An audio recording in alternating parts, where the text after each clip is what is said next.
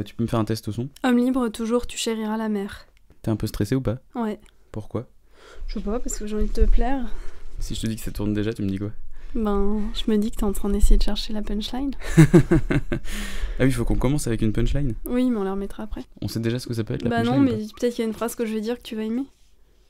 pas? J'aime toutes les phrases que tu dis. Je peux te faire une punchline avec Permacool. Ouais, genre vas-y, ce serait quoi? Tu crois qu'on est le podcast le plus permacool de l'audiosphère? Je pense, oui. Bonjour à tous, je suis Mathieu, l'homme à la technique dans l'ombre de Louise Broways, agronome spécialisée en nutrition et habituelle présentatrice de révolutions alimentaires. Et aujourd'hui, j'ai la joie de recevoir Louise Broways. Et ensemble, nous allons parler permaculture.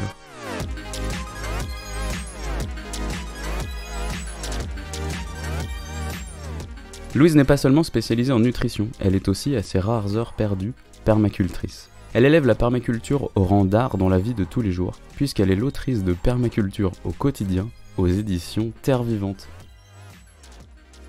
Selon Yves Cochet, la permaculture n'est pas seulement une autre façon de jardiner, c'est une autre façon de concevoir et d'agir dans le monde. Fin de citation. Et aujourd'hui, nous allons aborder cette autre façon de concevoir et d'agir en cuisine. La permaculture est une éthique avec 12 principes, et aujourd'hui nous allons tenter d'appliquer ces 12 principes en cuisine. Par exemple, le 10e principe est le suivant, utiliser et valoriser la diversité. Et dans ton livre, Louise, tu ajoutes une petite citation pour illustrer chaque principe, et en dessous de celle-ci, tu as écrit « Ne mettez pas tous vos œufs dans le même panier ». On avance déjà tranquillement vers la cuisine. Louise, bonjour. Bonjour. Mais alors, Louise Broways, j'imagine qu'on va parler du 6e principe, qui est ne pas produire de déchets. Et puisqu'on va parler recettes, que penser de la citation suivante, on ne fait pas d'omelette sans casser des œufs? Eh bien en fait si Mathieu, on peut faire une omelette sans casser des œufs. Il suffit d'utiliser du tofu soyeux. Est-ce que j'ai oublié quelque chose dans la présentation? Non, je crois pas. Eh ben très bien. Expliquez-nous. Alors on peut peut-être se tutoyer, non? On est quoi dans Non, la vie on en se- fait? on se- Non, en vrai, on se vous voit? Tu veux Ouais. vraiment qu'on se vous voit? Tu T'as dit tutoies? vous, non? T'as dit tu dans la présentation? Ouais, est-ce que tu peux nous expliquer la permaculture en quelques mots? Alors en quelques mots, c'est peut-être un peu difficile. Ouais, c'est toi qui as fait la question. Oui, mais c'est... Oui, c'est drôle, je sais, c'est drôle. Alors en quelques mots, c'est peut-être un peu difficile, mais je vais essayer d'être concise. Je pourrais passer des heures sur la question. Moi, la permaculture, je l'ai rencontrée il y a des années. Bon, ça a changé un petit peu ma vie. La permaculture, elle a été inventée par des Australiens dans les années 70, les années du rapport Meadows, donc des grandes années de la prise de conscience, on va dire, environnementale. Le rapport Meadows, pour ceux qui ne le connaissent pas, est aussi appelé les limites à la croissance. Il est publié en 1972 et a été rédigé par des chercheurs visionnaires du MIT, dont Donella et Denis Meadows. Ce rapport au Club de Rome met en lumière les liens entre conséquences écologiques de la croissance économique, limitation des ressources et évolution démographique. Dans ce rapport de 500 pages, nous aimons en particulier le dernier chapitre, sobrement intitulé « Transition vers la durabilité, les outils ». Ces 5 outils s'appellent tout simplement inspiration, travail en réseau, honnêteté, apprentissage et amour. Il y avait l'héritage de l'agriculture biologique, mais comme tu l'as dit dans l'introduction, c'est pas du tout seulement une technique de jardinage. Il y a beaucoup de domaines d'application, comme on va le voir avec la cuisine. Disons que la permaculture, moi je l'associe à culture de la permanence, un peu en opposition à monoculture. Et j'aime bien dire que c'est une boussole. Un chaudron, c'est pas un modèle, c'est une boussole, on va dire, curative pour nous autres qui sommes parfois un peu coupés de la nature, de notre nature, du vivant. Et ce que j'aime, c'est ce côté être sur ses deux pieds. C'est une éthique pour penser et agir. Moi, j'aime bien être à la fois sur terre et dans le ciel, et pour ça, la permaculture, c'est vraiment formidable pour retrouver aussi une forme d'autonomie. Moi, j'aime bien cette citation de Fernando Pessoa, agir, c'est connaître le repos. Donc voilà, c'est 3 éthiques, 12 principes, on va sûrement y revenir. Beaucoup de domaines d'application, de la joie, de la responsabilité, de la frugalité. Moi, j'aime bien ces concepts-là. Et on va dire que ça nous aide à notre échelle à passer de posture un petit peu passive, consommateur passif, à hommes et femmes plus responsables, plus engagés, plus productifs. Et pourquoi relier permaculture et cuisine? Et ben justement, il y a cette originalité d'aller relier la permaculture à d'autres sujets que l'agriculture, puisque c'est comme ça qu'elle a été conçue dès les années 70. On peut la relier à beaucoup de sujets différents, l'énergie, l'habitat, l'école, le management, et on peut aussi le relier à la cuisine, et ça s'illustre parfaitement. D'ailleurs, on va le voir à la cuisine. Moi, quand j'entends permaculture, j'ai envie de faire plein de jeux de mots, mais j'arrive pas à trouver. Tu m'aides ou pas ? En général, c'est plutôt l'inverse, c'est toi qui m'aides à faire des jeux de mots. Moi, quand j'entends permaculture, j'entends je perds ma culture. Et j'aime beaucoup mettre cette idée-là en avant, cette idée de décoloniser la pensée. On en revient à désapprendre et se laisser aller à cette curiosité, oser goûter. Et alors, pourquoi une cuisine permacole est-elle nécessairement bonne pour la santé ? Eh bien, en fait, la permaculture, c'est 3 éthiques. Prendre soin de la planète, prendre soin de la Terre, prendre soin des hommes et des femmes et partager équitablement. Donc une cuisine permacole, si elle remplit déjà les deux premiers principes de la permaculture, elle va être à la fois saine pour la planète et saine pour nous. Et ensuite, si on prend le 3e principe qui est partager équitablement, on va être aussi dans peut-être utiliser des aliments issus du commerce équitable, de l'agriculture biologique, avoir cette attention aussi, non pas seulement à la santé de la planète et de la Terre, mais à tout ce qui va être nos liens et cet aspect plus équitable du commerce. Et alors, quels seraient les grands principes d'une cuisine permacole ? Alors moi j'aime bien parler quand j'évoque la notion d'alimentation et quand j'accompagne aussi parfois des particuliers dans des transformations de leur alimentation, j'aime bien parler de 3 piliers dans la cuisine, dans l'alimentation. 3 piliers qui me semblent vraiment fondamentaux, c'est végétaliser son assiette, le premier. Futur végétal, on est des centaines pressés à tresser la pastèque. Donc là, on est dans un mouvement, une transition qui est à la fois saine pour la planète et saine pour le corps. Comment je vais manger plus de légumineuses, plus de fruits et légumes, plus d'oléagineux, plus d'huile, etc. Donc végétaliser son assiette, c'est aussi parfois, souvent, plus de couleurs et plus de diversité dans l'assiette. Le deuxième, c'est justement la diversité. Donc ça, c'est d'ailleurs un des principes, tu l'as dit dans ton introduction, un des principes de la permaculture. Comment diversifier son alimentation, comment s'ouvrir, on va dire, à des aliments qu'on n'avait pas l'habitude de manger, être toujours dans cette diversité. Ma grand-mère disait varier les poisons aussi, donc diversité des sources d'approvisionnement, des aliments, des catégories d'aliments, des façons de produire. Ouverture et diversité. Et le 3e pilier, c'est le plaisir. Une notion absolument fondamentale pour moi en cuisine. S'il n'y a pas de plaisir, tout est mort, tout est désenchanté. Je parlais de la joie tout à l'heure, le plaisir, qui n'est pas tout à fait la même chose, me paraît vraiment fondamental aussi en cuisine. Et d'ailleurs, un des fondateurs de la permaculture, Bill Mollison, un de ces 2 Australiens, disait « Le plaisir est aussi une production ». Créer une production, c'est le 3e principe de la permaculture. Et on pense tout de suite à une production matérielle. Mais le plaisir est aussi une production, je trouve cette phrase magnifique. Donc le plaisir fait partie des piliers aussi de la permaculture. Et pour moi, des piliers de la cuisine saine, c'est-à-dire manger des aliments qui nous font plaisir. Si vous aimez les pizzas, faites-vous des pâtes à pizza avec de la farine de pois chiches. Et alors, est-ce que tu peux reprendre quelques-uns des 12 principes de la permaculture et nous montrer comment ils s'illustrent concrètement en cuisine ? Pour rappel, les 12 principes de la permaculture sont: le premier, observer et interagir. 2, collecter et stocker l'énergie. 3, créer une production. 4, appliquer l'autorégulation et accepter la rétroaction. 5, utiliser et valoriser les ressources et les services renouvelables. 6, ne pas produire de déchets. 7, la conception des motifs au détail. 8, intégrer plutôt que séparer. 9, utiliser des solutions lentes et à petite échelle. 10, utiliser et valoriser la diversité. 11, utiliser les interfaces et valoriser les éléments de bordure. 12, face au changement, être inventif.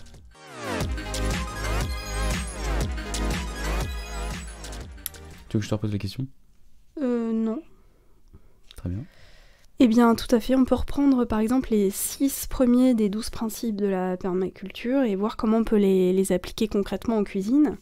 Le premier principe, il est magnifique, observer et interagir.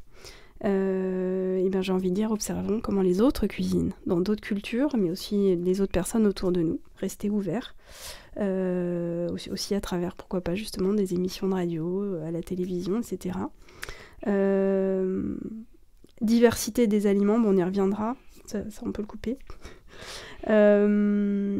Donc ça, c'est observer et interagir. Il y a ce côté faire soi-même, mettre les mains à la pâte, interagir nous-mêmes avec les aliments, donc faire nous-mêmes. Deuxième principe, capter, stocker l'énergie. Là, je vois plein d'applications. Ça peut être comment attraper cette énergie solaire abondante et puis cette énergie qui est dans les aliments et la stocker. Au-delà de faire juste des compotes, des conserves, ça peut être faire son petit potager d'aromatiques sur le balcon si on n'a pas de jardin. Ça peut être faire ses lactofermentations, faire ses yaourts, son pain, son kimchi. Là, on va stocker une énergie nutritionnelle intense. Se faire plaisir, comme je le disais, c'est une énergie. Faire tremper ses légumineuses, ça c'est vraiment une façon de démultiplier aussi leur pouvoir nutritionnel, cette énergie-là, et aussi d'éliminer l'acide phytique qui est délétère pour la santé. Donc faire tremper ses céréales complètes et ses légumineuses. Troisième principe, obtenir une production, j'en parlais tout à l'heure pour le plaisir. Faire soi-même, faire les basiques du placard soi-même. Il y a en fait plein de choses qu'on peut faire soi-même et on le soupçonne même pas. Faire, je sais pas, son ketchup, faire sa moutarde, faire sa mayonnaise, évidemment, faire ses gâteaux, ses granolas, ses chips, ses laits végétaux, ses gomasio, faire ses graines germées. Il y a plein de choses qu'on peut faire soi-même et en achetant simplement des produits bruts en vrac dans le commerce. Quatrième principe, appliquer l'autorégulation et accepter la rétroaction. Attention. C'est accepter de faire des échecs. On n'est pas constamment sur une page Instagram de filles qui cuisinent parfaitement. On a le droit de trop cuire ses gâteaux, on a le droit de rater ses pâtisseries sans gluten. Il faut accepter de faire des échecs en cuisine et avoir peut-être des bons convives qui sont là pour quand même les manger. L'idée, c'est d'oser se lancer, oser goûter, oser faire et accepter que ça marche pas toujours parfaitement quand on se lance dans des nouveautés en cuisine. C'est ce que tu fais un peu d'ailleurs, parce que quand tu fais des recettes de gâteaux, tu suis rarement une recette pile poil et tu fais un peu en freestyle. C'est un peu ça le côté boucle de rétroaction. J'essaye des nouvelles choses et parfois c'est bon et parfois c'est moins bon. Généralement quand tu fais gâteau c'est bon. Et je te remercie. Avec plaisir. Cinquième principe, utiliser les ressources renouvelables. Là je pense tout de suite à faire lever son pain au soleil l'été, ou à faire ses yaourts d'avoine en mettant de l'avoine à pourrir entre guillemets sur le radiateur. Ça c'est une recette qui est dans mon petit manuel de cuisine punk.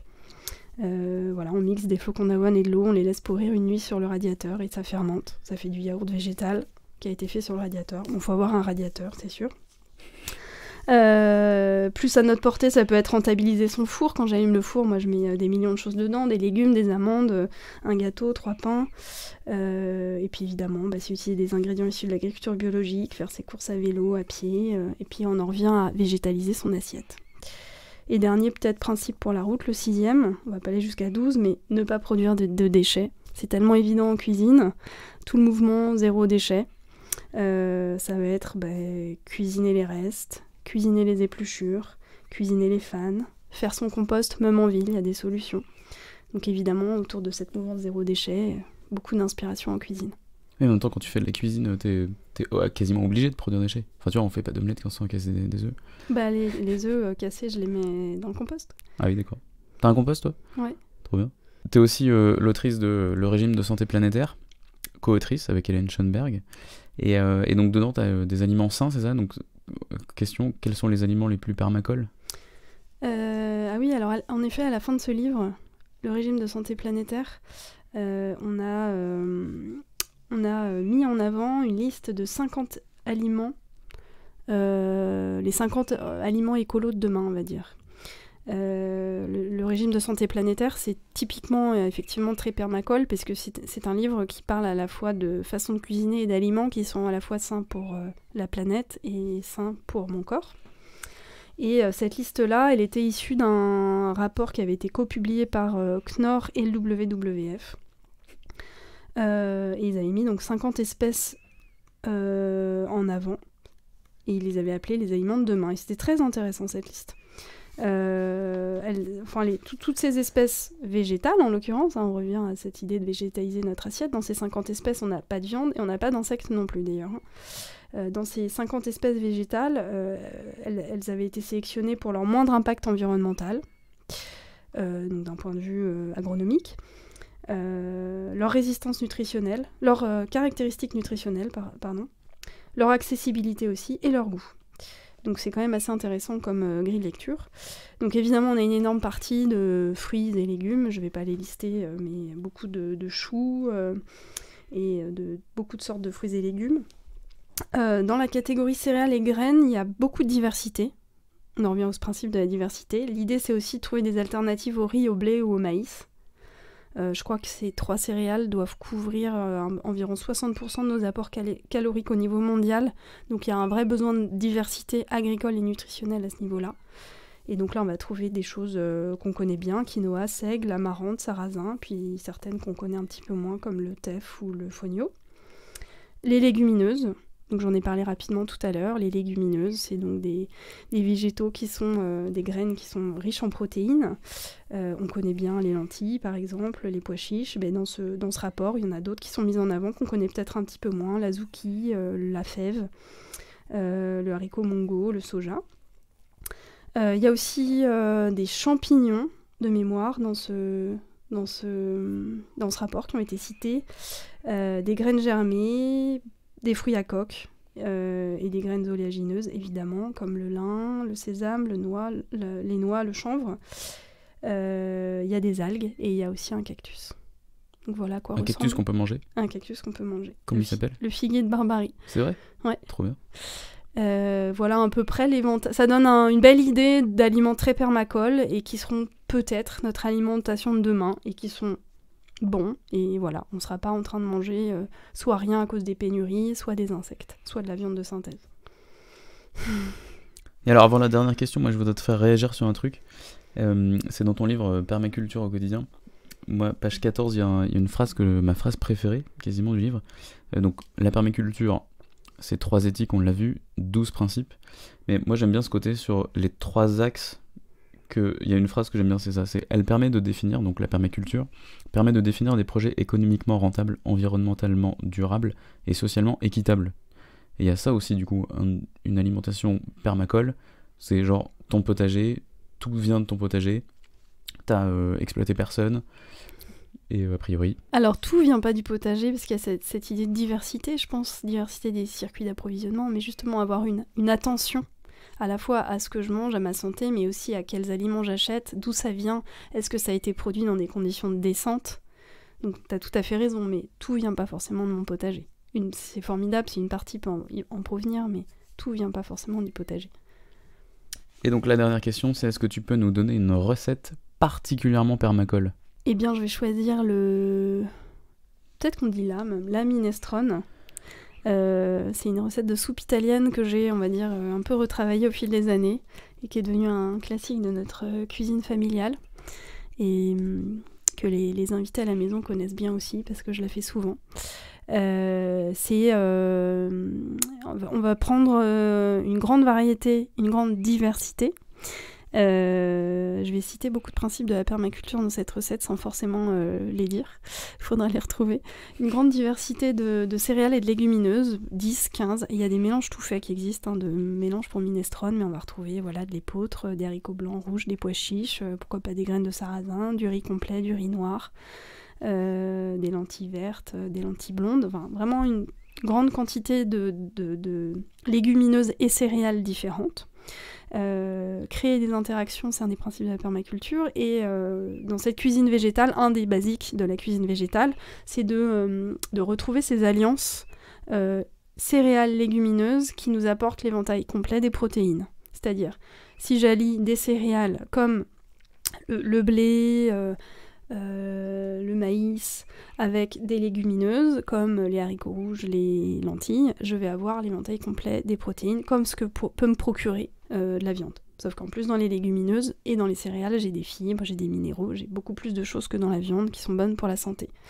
Donc je fais une petite parenthèse pour illustrer ce principe de favoriser les interactions qu'on a dans la permaculture. Et donc dans la minestrone, on a toute cette alliance de céréales et de légumineuses, comme on va retrouver au Japon l'alliance, on va dire, haricots rouges, tofu avec le riz, comme on va retrouver au Maghreb le pois chiche avec la semoule. Enfin, il y a dans les cuisines du monde, on retrouve beaucoup cette alliance-là. Donc dans la minestrone, elle est là. On fait tremper 1 jour, 2 jours, même 3 jours. Si ça commence à fermenter, c'est pas grave. Toutes ces graines.